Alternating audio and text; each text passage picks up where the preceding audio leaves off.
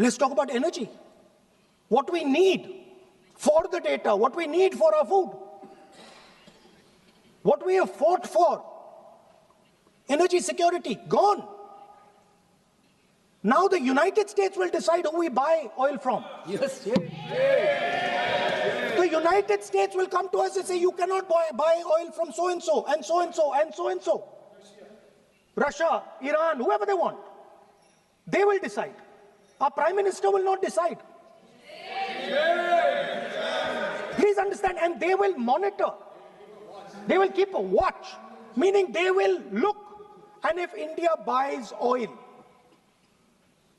from anyone they do not want, they will punish us.